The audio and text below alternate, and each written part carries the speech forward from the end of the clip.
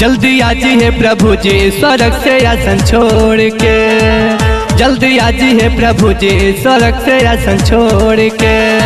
तोहर नमवा के महिमा हम गाई, तोहर नमवा के महिमा हम गाई।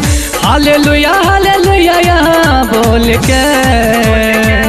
जल्दी आजी, हाँ हाँ आजी आजी, जल्दी आजी है प्रभु जी स्वर्ग से आसन छोड़ के। जल्दी आजी है प्रभु जी स्वर्ग से आसन छोड़ के।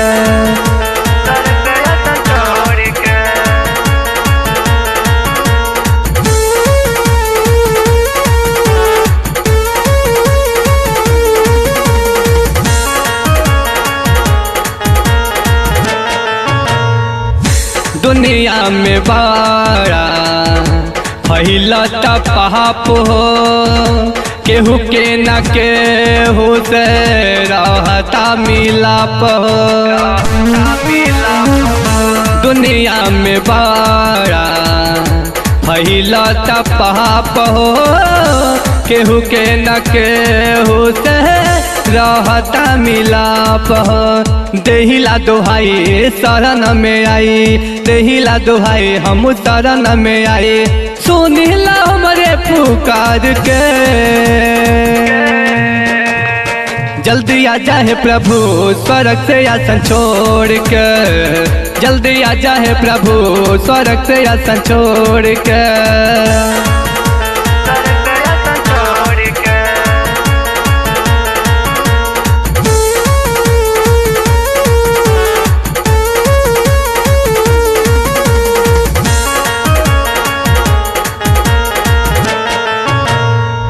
कलह के आगिया में जले संसार हो, अपने से अपन लोग करे नहीं प्यार हो।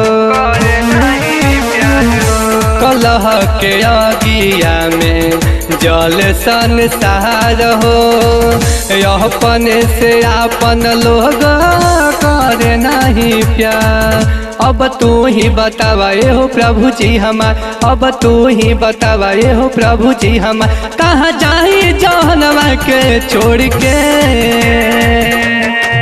जल्दी आ जाए प्रभु जी स्वर्ग से आसन छोड़ के।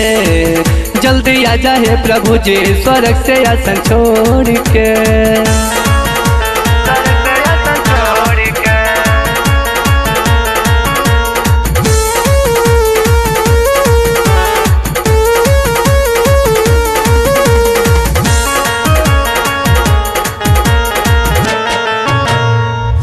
स्वार्थ के साथी बाटे मतलब के लोग हो, जगवा में केहू न बाटे सत्य के योग हो। स्वार्थ के साथी बाटे मतलब के लोग हो, जगवा में केहू न बाटे सत्य के योग हो।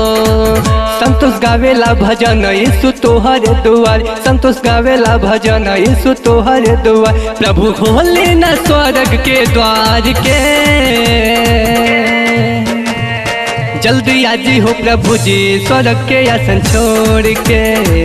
जल्दी आजी हो प्रभु जी स्वर्ग के आसन छोड़ के। जल्दी आजी हो प्रभु जी स्वर्ग के आसन